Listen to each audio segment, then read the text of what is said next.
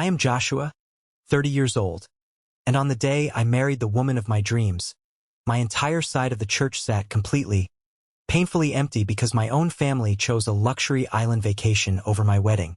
Before I tell you about the explosive truth I revealed on a microphone at my brother's destination wedding months later, let me know where you're watching from in the comments. The heavy oak doors of St. Jude's Cathedral were closed, sealing me in the vestibule.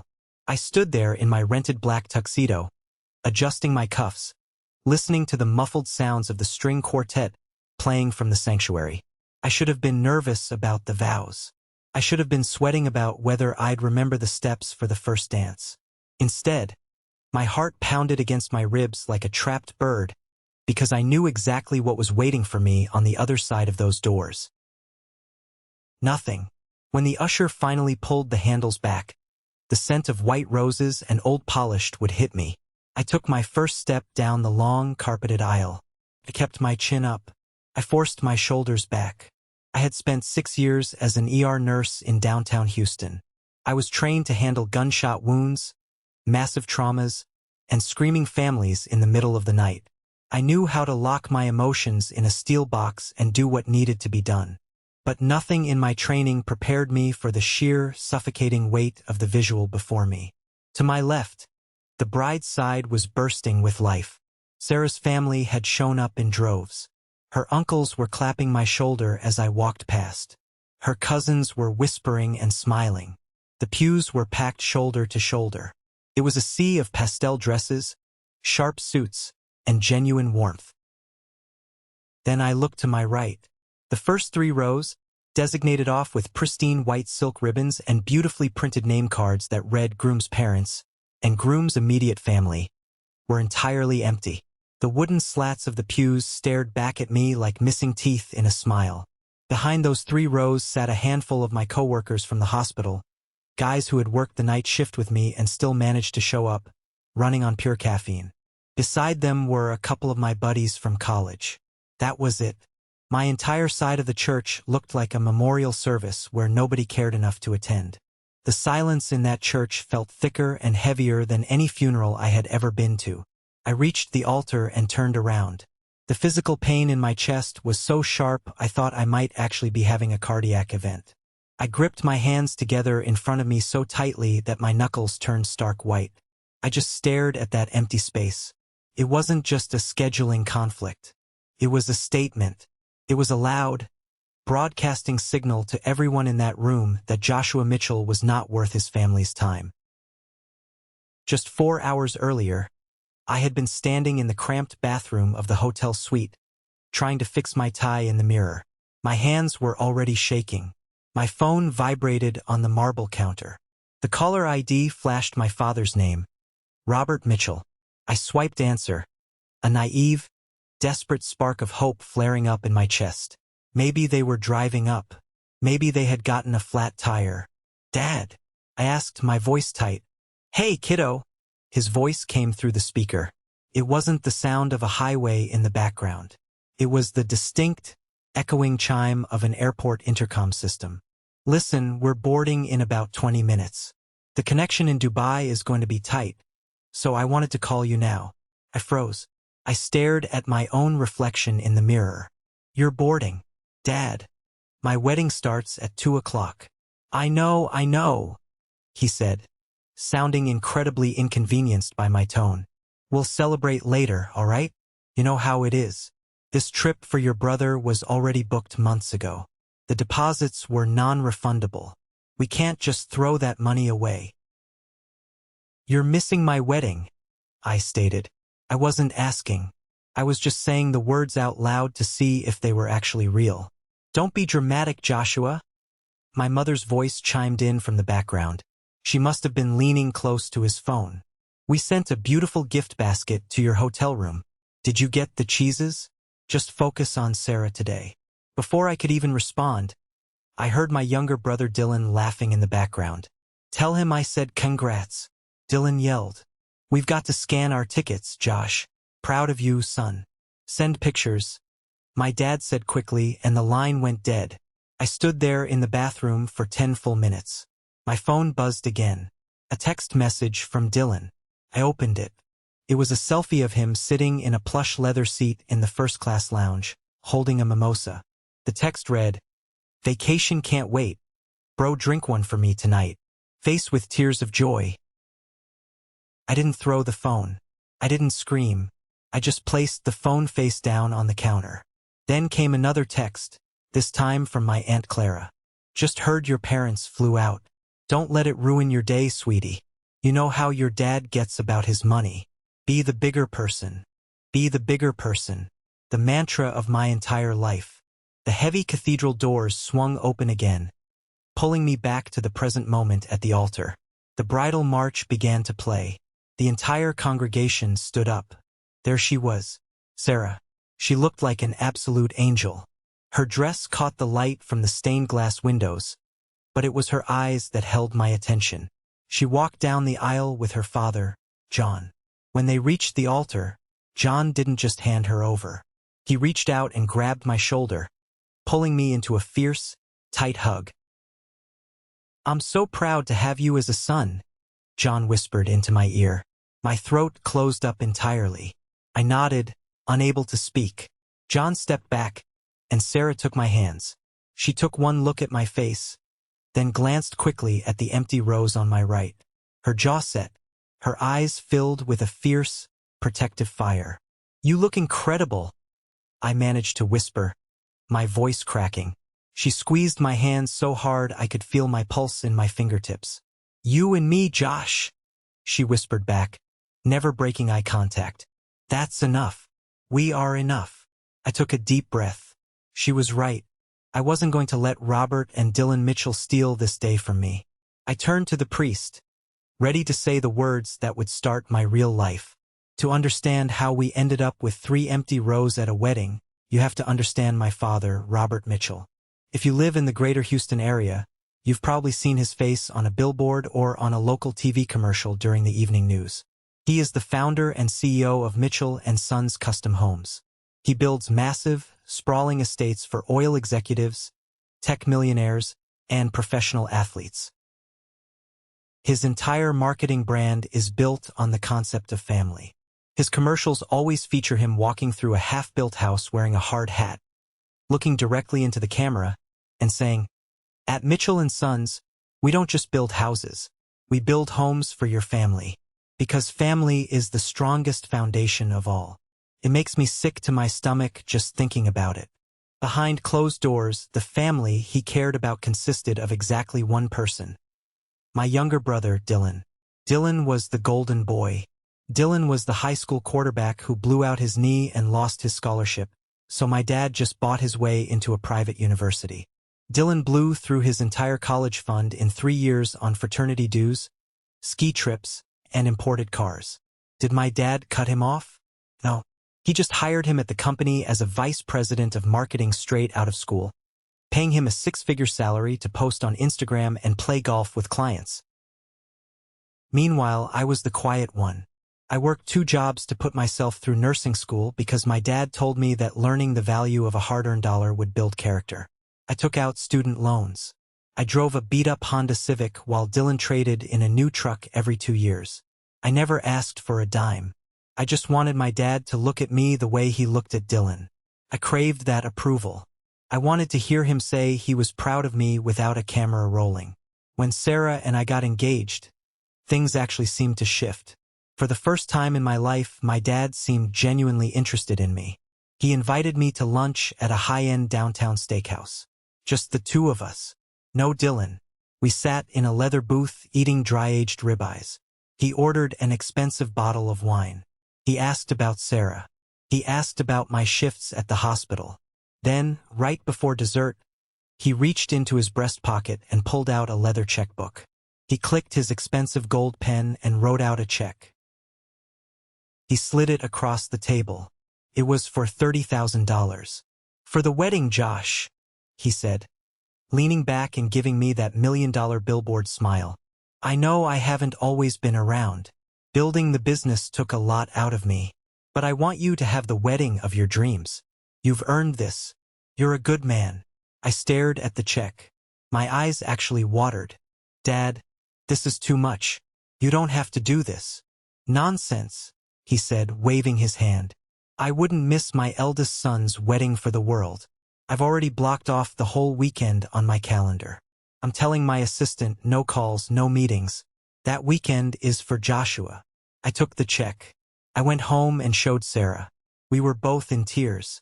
For a few fleeting months, I actually believed that my father was finally stepping up. I thought I finally had a dad.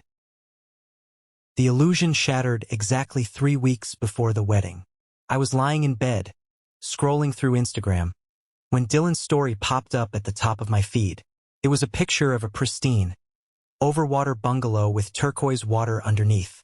The text over the photo read, Maldives countdown, 21 days until paradise with the fam. I sat up straight in bed.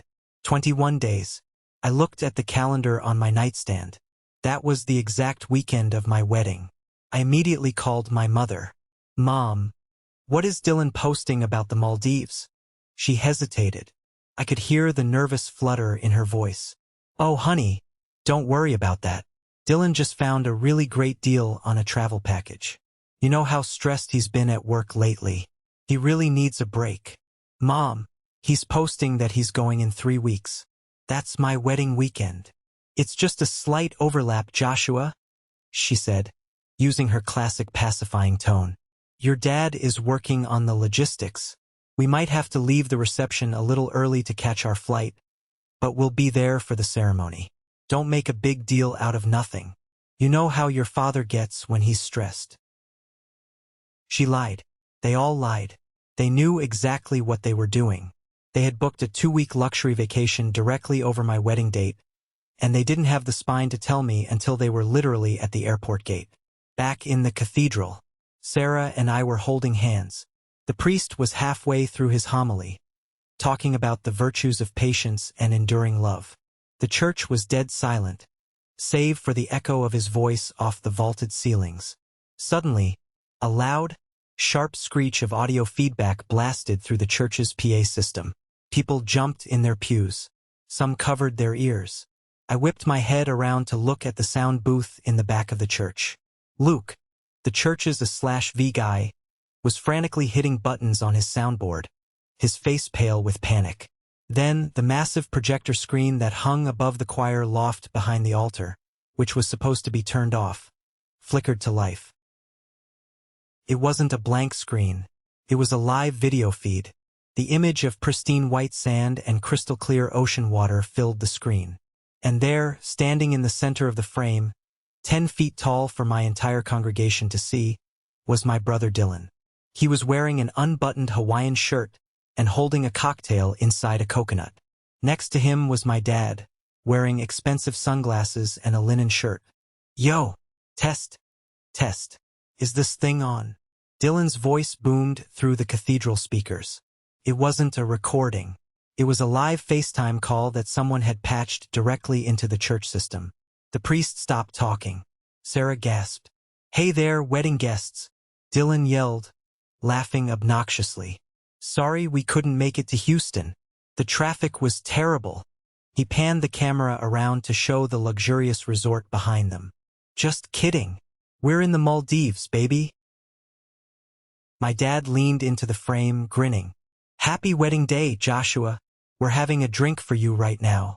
We'll celebrate later when things aren't so crazy back home. Enjoy the party. I stood paralyzed. I could feel the blood draining from my face. I looked out at the pews. Sarah's family looked horrified. My coworkers looked ready to commit murder. I looked back at the sound booth. Luke was desperately pulling cables out of the wall. He caught my eye and mouthed the words, I'm so sorry. I later found out that Dylan had called Luke the day before, claiming he had a special surprise video message from the family that needed to be played exactly at 2:30 p.m. Luke, being a naive kid, just followed instructions. The screen finally went black. The audio cut out. The silence that followed was agonizing. My own flesh and blood hadn't just skipped my wedding. They had hijacked it. They had publicly humiliated me to show everyone exactly where their priorities lay. The priest cleared his throat nervously. Shall we continue? I couldn't speak. My jaw was clenched so tightly my teeth ached. A vein was throbbing furiously at my temple. I felt a hand on my shoulder. It was John, Sarah's dad. He had stepped out of the front pew and walked up the altar steps. He didn't say a word. He just stood directly behind me, placing a heavy, warm hand on my back, a physical anchor keeping me from floating away into pure rage. I looked at Sarah. Tears were streaming down her face, ruining her perfect makeup, but her eyes were blazing with anger on my behalf. "I love you," she mouthed. I choked back the hard lump in my throat. I recited my vows. I promised to love her, to honor her, and to protect her. And in my mind, I made another vow. I promised myself that I would never, ever let Robert and Dylan Mitchell make me feel this small again. When the priest pronounced us husband and wife, the applause from Sarah's side of the church was deafening. They cheered extra loud to drown out the silence from my side. We made it through the photos. We made it to the reception hall. I put on a fake smile, shook hands, and thanked people for coming.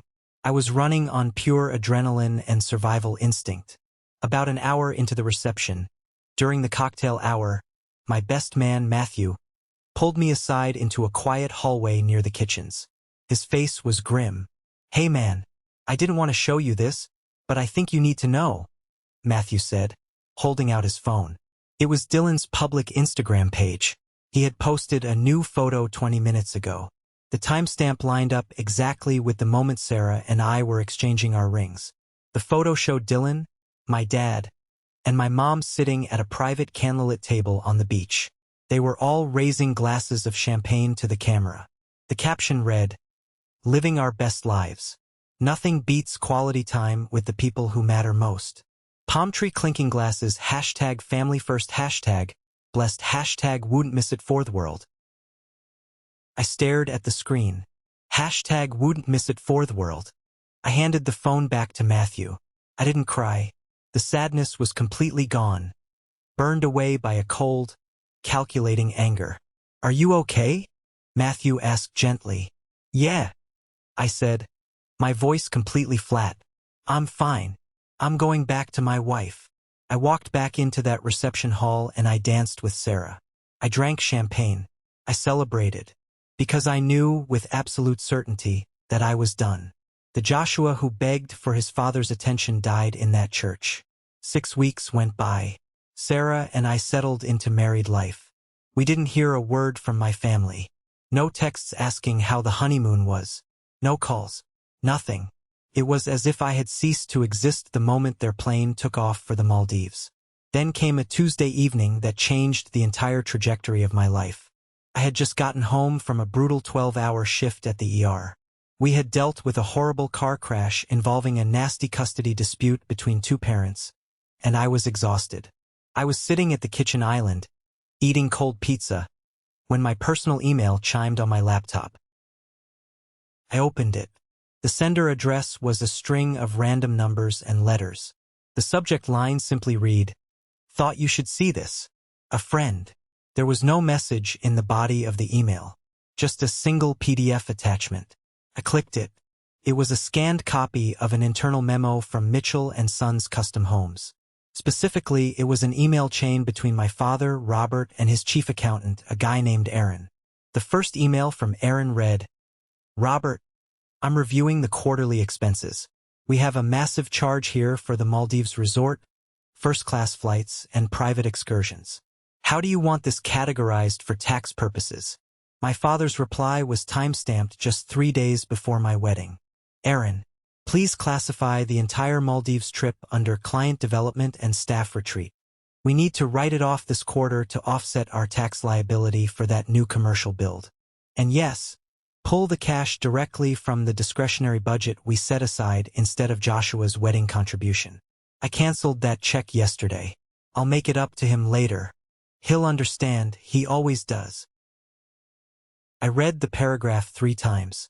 My vision actually blurred. He didn't just choose a vacation over my wedding. He didn't just skip it. He stole my wedding money. He took the $30,000 he had promised me, the money he looked me in the eye and gave me at that steakhouse, canceled the check without telling me, and used it to pay for his and Dylan's luxury vacation. And then, he committed tax fraud by writing it off as a business expense to secure a bigger profit margin for his company. I sat in the quiet kitchen, the hum of the refrigerator suddenly sounding deafening. He literally cashed out my wedding. I didn't yell. I opened a new folder on my desktop. I named it Family First Evidence. I dragged the PDF into the folder. Then I went to Instagram. I downloaded every single photo and video Dylan had posted from the Maldives. I downloaded the video of their FaceTime call that Luke, the A/V guy, had managed to save on the church's hard drive. I compiled screenshots of texts. I built a dossier. I didn't know what I was going to do with it yet, but I knew I was going to need it. 2 days later, my phone rang. It was a FaceTime call from my mother. I almost let it go to voicemail, but a dark curiosity took over. I swiped answer. My mother's face filled the screen. She was sitting in the sunroom of their mansion, her makeup perfectly done, wearing a smile so fake it looked painful. "Joshua. Hi, sweetheart. Oh, it is so good to see your face," she chirped. "Hi, Mom," I said smoothly. I kept my face totally neutral. "Your dad and Dylan are here too." She spun the phone around. Robert was sitting in a leather armchair, drinking scotch. Dylan was lounging on a sofa next to a blonde girl I vaguely recognized as his on-again, off-again girlfriend, Emma. "Hey, buddy," my dad said, raising his glass. "How's married life?" "It's great," I said. "What do you want?" Dylan sat up, grinning like an idiot. "Bro, check this out." He grabbed Emma's hand and shoved it toward the camera. A massive diamond ring flashed on her finger. "We're engaged." "Wow," I said flatly. "Congratulations." "Thanks, man," Dylan said. "We actually got engaged on the beach in the Maldives. It was epic. And listen, that's why we're calling. We are doing a destination wedding. Back at the same resort in the Maldives. Next month. We're flying out 50 of our closest friends and family. And we want you and Sarah there," my dad interjected, leaning forward, trying to look sincere. "We really want to make this a full family celebration. We know we missed your big day, so this is our way of making it up to you. All expenses paid." I stared at the screen. They wanted me to fly to the exact same resort they had chosen over my wedding, to celebrate the golden boy. "Actually, Josh," Dylan added, running a hand through his hair, "I want you to be one of my groomsmen, and I want you to give a speech at the reception. Like a big brother blessing kind of thing. It would mean a lot." My brain spun. Why the sudden interest? Dylan and I barely spoke. Then my dad made a slip. "It'll be great, Josh. Mr. Carter is flying down for it. You remember Mr. Carter, right? My biggest investor." My dad cleared his throat nervously. "He was asking about you the other day, wondering why he hasn't seen you in any of our family holiday photos lately. It'll be good for him to see the whole Mitchell clan together, unified. Family first, right?" The puzzle pieces snapped together in my head so violently it almost gave me whiplash. This wasn't an olive branch. This was PR damage control. Mr. Carter was an old-school, deeply religious, conservative billionaire who valued family integrity above everything else. He was about to sign a massive contract with my dad's firm. He had noticed my absence. My dad needed a prop. He needed his eldest son to stand on a stage, smile, and play the part of the happy family member to secure his business deal. I looked at the camera. I smiled. A genuine, terrifying smile. "You know what, Dad? Dylan? You're right. Family is everything. Sarah and I wouldn't miss it for the world. I'd be honored to give a speech." The Maldives was just as beautiful as the pictures. The water was ridiculously blue, the sand was like powdered sugar, and the humidity was thick enough to choke you. Sarah and I arrived 2 days before the wedding. My dad had promised all expenses paid. But when we got to the reception desk, we found out he had booked us into the absolute cheapest, basic garden view room near the resort's loading dock. Meanwhile, he, my mom, Dylan, and Emma were staying in the massive, multi-bedroom, over-water presidential villas. "Are you sure you want to do this?" Sarah asked as we unpacked our suitcases in the tiny room. We can just go sit on the beach and ignore them all week. I've ignored them my whole life, I said, pulling my dress shirt out of the bag. I'm not ignoring them today. While Sarah went to the pool, I walked down to the main event pavilion. It was a stunning glass-walled structure overlooking the ocean. The catering staff was setting up tables, and a woman with a clipboard was directing the A/V team. I approached her. Hi, are you Mia? The event coordinator. She smiled warmly. Yes, I am. Can I help you? I'm Joshua, the groom's older brother. I'm giving a speech tomorrow night at the reception.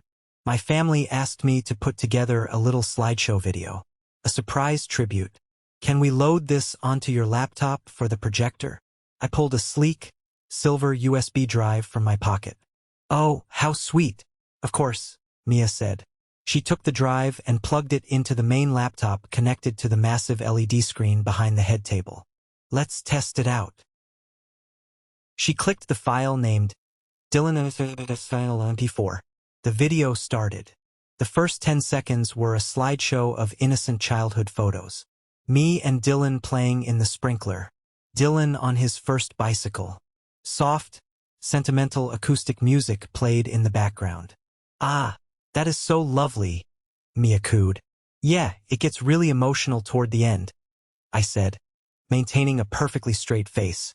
Just leave it queued up. When I take the mic tomorrow, just hit play. You got it, Joshua.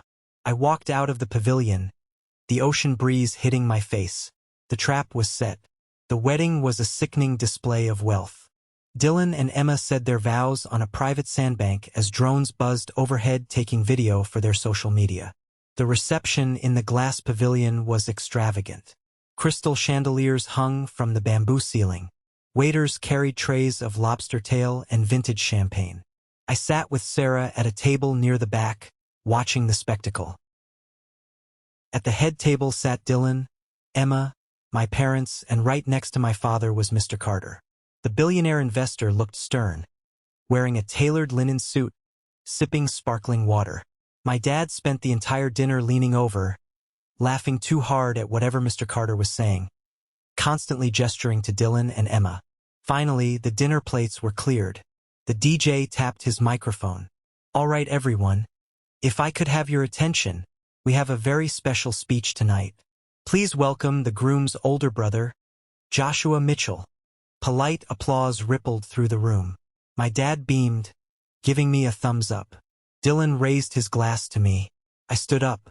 I buttoned my suit jacket. I squeezed Sarah's hand one last time. I walked onto the dance floor and took the microphone from the DJ.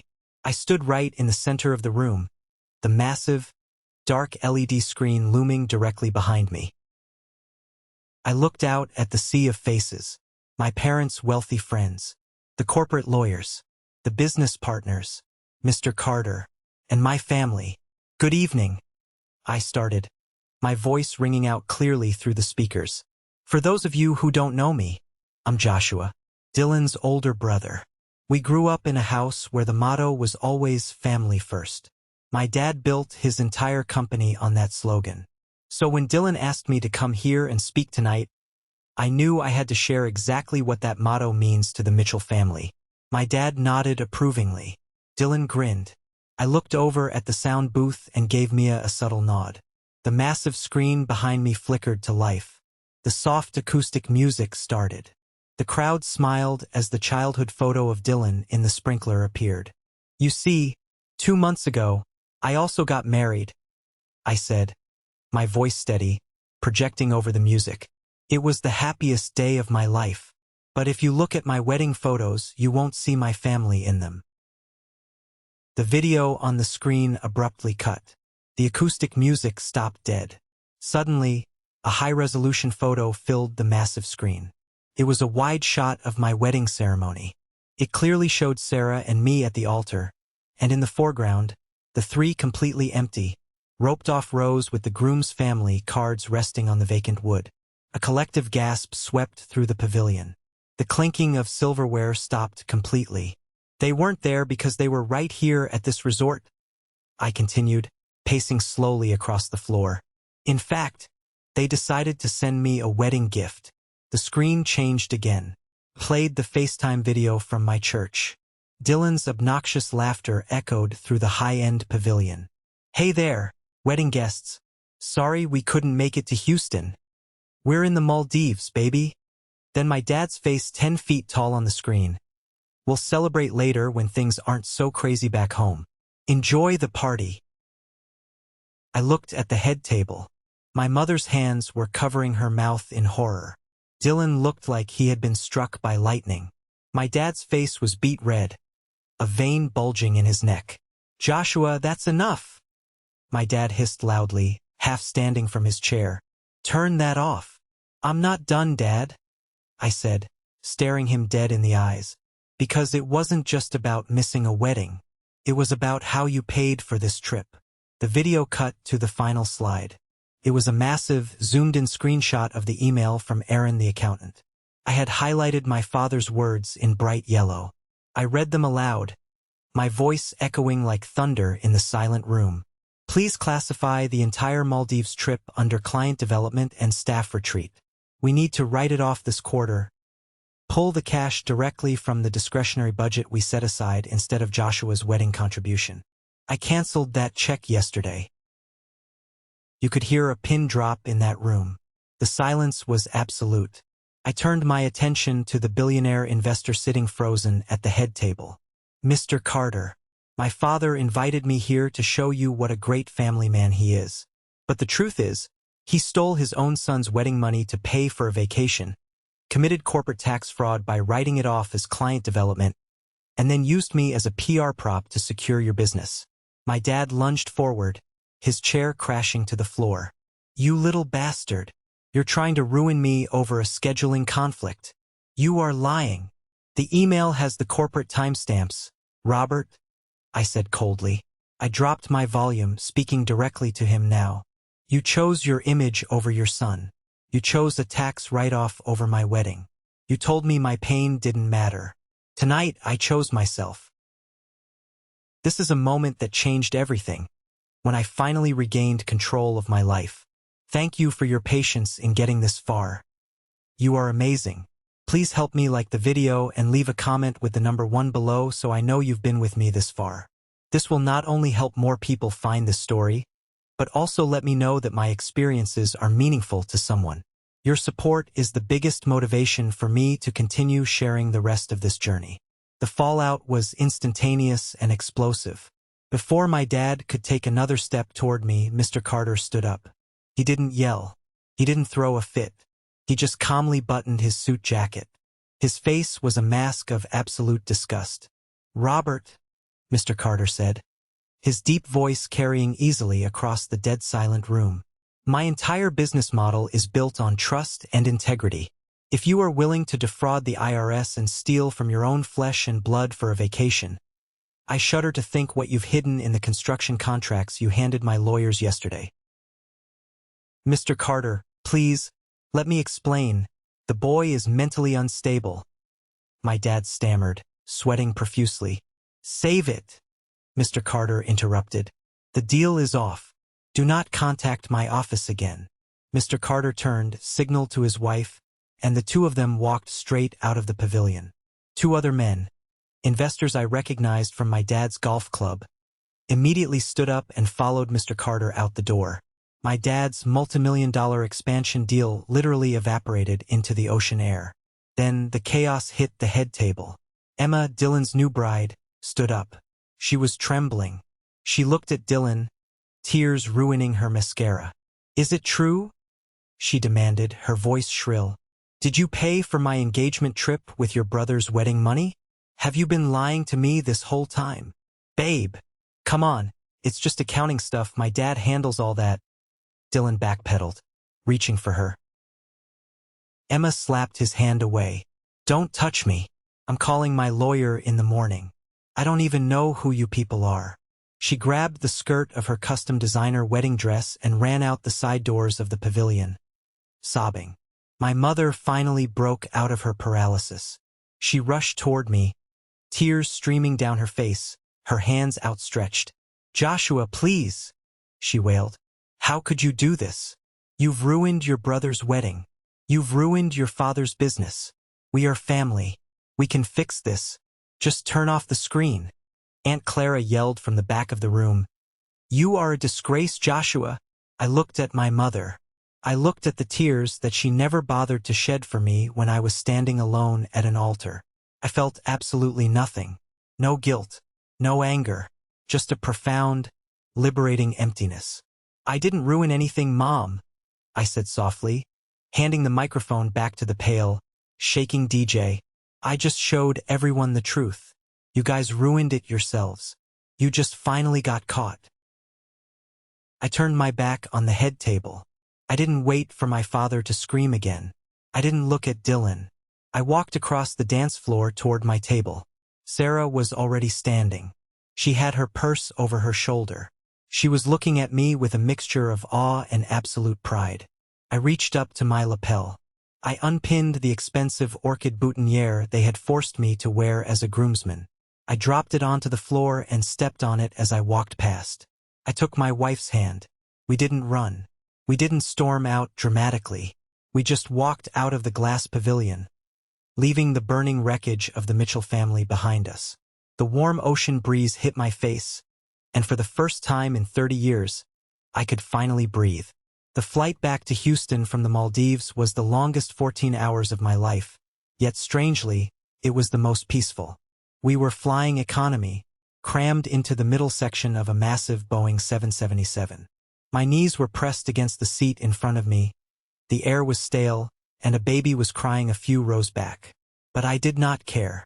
Sarah slept with her head resting on my shoulder, wrapped in a thin airline blanket. I stayed awake the entire time, just staring at the flight tracker screen on the seatback. I watched the little digital airplane slowly cross the Atlantic Ocean, inching further and further away from the toxic wasteland that was my family. For the first time in 30 years, the heavy, suffocating weight that had always sat right on top of my chest was completely gone. I didn't feel the anxious knot in my stomach wondering if I had done enough to make my father proud. I didn't care if Dylan was getting more attention. I knew exactly who Robert Mitchell was now, and more importantly, the world knew exactly who he was. By the time our plane finally touched down on Texas soil and the wheels hit the tarmac, the Mitchell family empire was already in a state of absolute freefall. I had kept my phone on airplane mode for the entire trip. When the captain announced we could use our cellular devices, I took a deep breath and flipped the switch. My phone immediately froze. It locked up completely for about 40 seconds as a digital avalanche hit it. Then, it started vibrating so violently in my hand that it felt like it might catch fire. The notifications rolled down the screen like a waterfall. 72 missed calls. Over 200 text messages. 18 voicemails. The screen was a chaotic blur of names.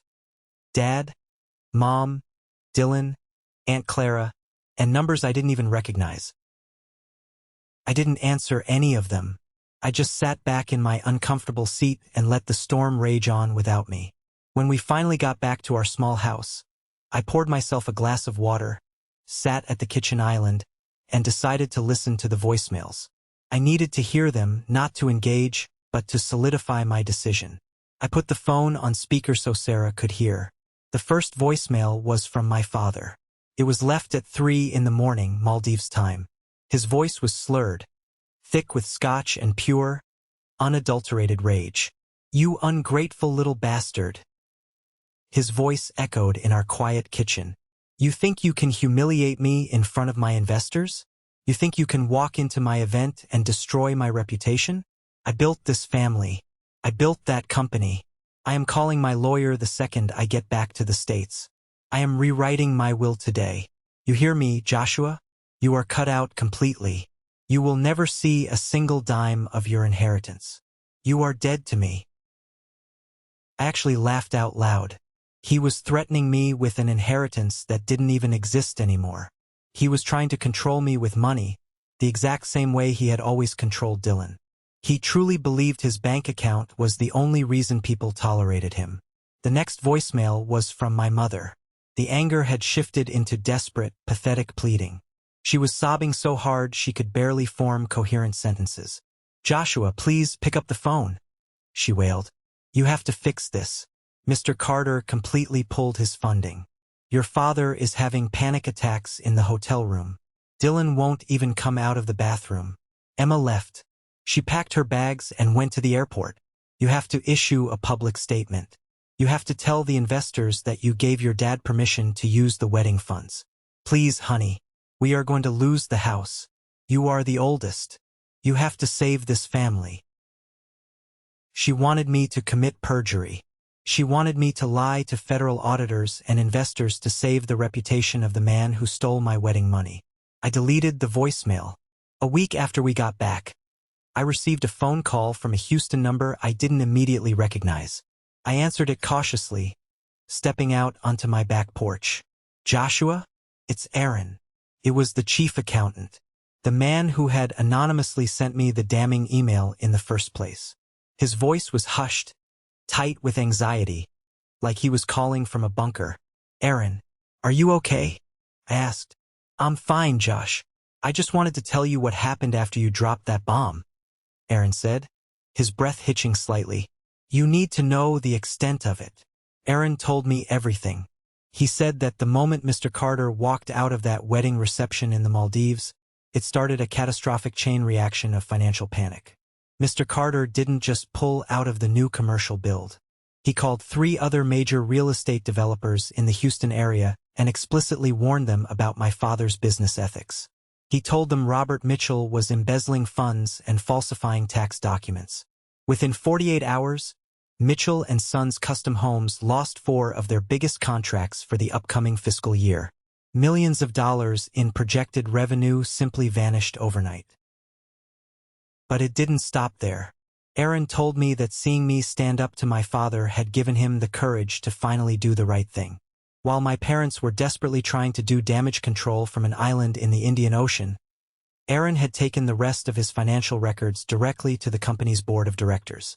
Your dad wasn't just using company funds to pay for Dylan's vacations, Josh, Aaron explained, his voice dropping lower. He has been skimming from project budgets for the last 5 years to fund Dylan's lavish lifestyle. He was paying Dylan a massive vice president salary for a job that didn't actually exist.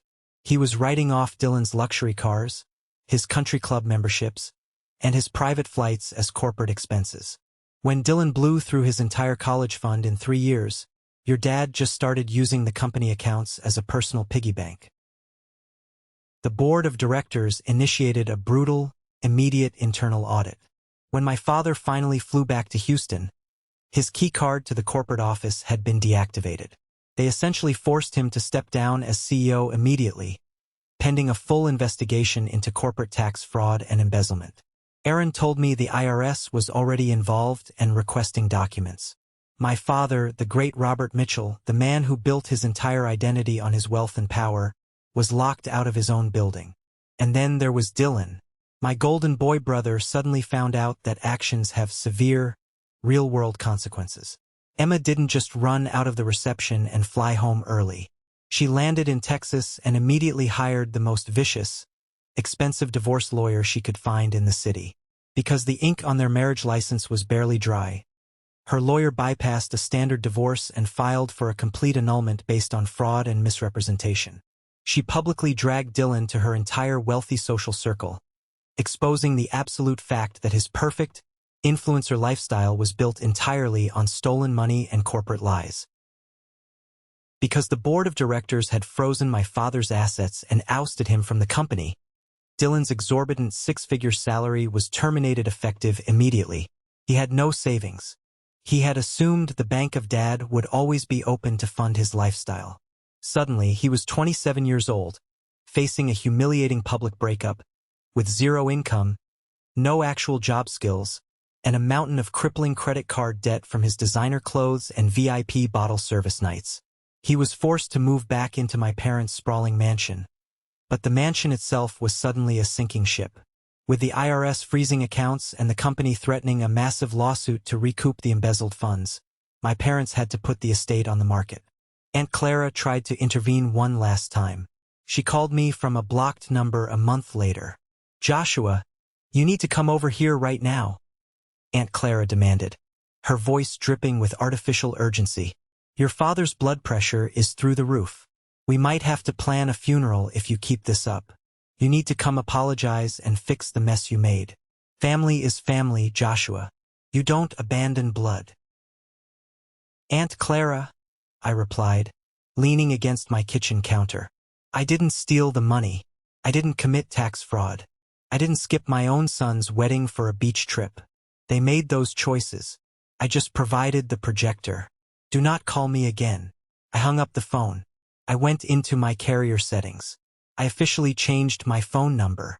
I severed the last remaining digital thread tying me to that bloodline. And just like that, the chaotic noise of the Mitchell family was completely gone. The incredible thing about removing a massive source of toxic stress from your life is how quickly everything else begins to thrive. It is like pulling a massive, rotting, parasitic weed out of a garden. Suddenly, the flowers have room to grow. Without the constant, draining anxiety of trying to win my father's approval, I poured all of my mental and emotional energy into the things that actually mattered. I threw myself into my work at the hospital. Working in the ER gives you a very sharp, grounded perspective on what constitutes a real crisis. When you are standing in a trauma bay, holding pressure on a severe wound, working alongside a team of dedicated doctors and nurses to pull a stranger back from the edge of death, you realize how utterly trivial a luxury vacation in the Maldives really is. I saw families in the waiting room holding hands, praying together, supporting each other through the worst moments of their lives. I saw what genuine love looked like under pressure. One night, I helped treat a young boy involved in a terrible custody dispute. I saw the lengths a real parent would go to protect their child. It solidified everything for me. I became sharper, more focused. I wasn't carrying that dark cloud of resentment into my shifts anymore. I was present. 6 months after the wedding incident, the hospital administration called me into the director's office. They recognized my leadership during critical traumas and offered me a massive promotion to the position of charge nurse for the entire emergency department. It came with a significant bump in my salary, better hours, and a level of professional respect I had worked my entire life to achieve. I earned it not because of my last name, not because of a handout, but because of my own 2 hands and my own unwavering dedication. But the biggest and most beautiful transformation happened in my personal life. I finally learned what a real family looks like. It wasn't built on blood. It was built on loyalty, respect, and simply showing up. Sarah's parents practically adopted me. Her father, John, became the dad I always desperately wanted but never had. He didn't care about luxury cars, country club memberships, or public appearances. He was a retired high school history teacher who liked to fix up old cars in his garage and watch baseball on the weekends. I remember one Saturday afternoon, about a year after everything went down. John and I were in his driveway, covered in grease, trying to replace the alternator on my beat-up Honda Civic. We had been struggling with a rusted, stubborn bolt for an hour. John wiped his forehead with a dirty shop rag, handed me a heavy wrench, and looked at me across the engine block. "You know, Josh," he said casually, not making a big production out of it, "I was talking to Sarah the other day. She told me about the big promotion at the hospital. I just want to tell you, man to man, I am incredibly proud of the life you are building for my daughter. You are a hard worker. You are a good husband. You are a good man." I froze with the wrench in my hand. My chest tightened, but not with pain, with overwhelming warmth. He didn't say it in front of a camera to look good. He didn't say it to impress a billionaire investor. He said it standing in a driveway covered in motor oil, just because he genuinely meant it. I swallowed hard, fighting back the sudden sting behind my eyes. "Thanks, John. That means a lot to me. More than you know." "Anytime, son," he said, tapping his knuckles affectionately against the hood of the car. "Now hand me that socket wrench before we lose the daylight." He called me son, and for the very first time in my entire life, I felt like I actually was one. We spent the holidays with Sarah's family. We spent our weekends hosting backyard barbecues for my coworkers from the ER. We filled our small house with loud laughter, good food, and people who actually wanted to be there. We built our own family from the ground up, actively choosing the people who chose us. There were no mind games. There were no hidden agendas. There was no desperate competing for basic attention. If someone said they were going to show up, they showed up.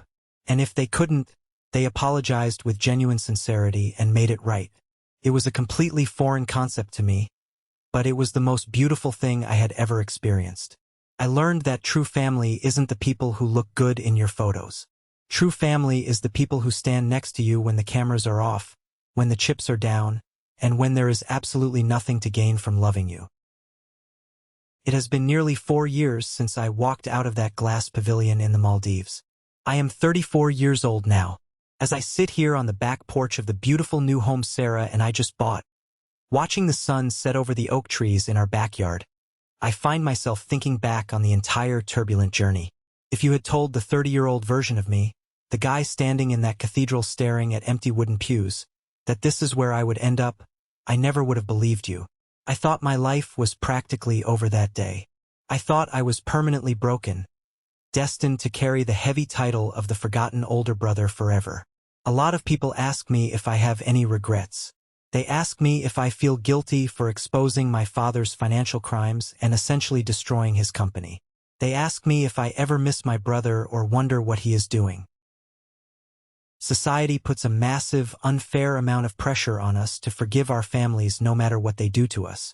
We are constantly fed this toxic narrative that blood is thicker than water, that you only get one mother, you only get one father, and you have to tolerate whatever abuse, neglect, or manipulation they throw your way because that's just how family is.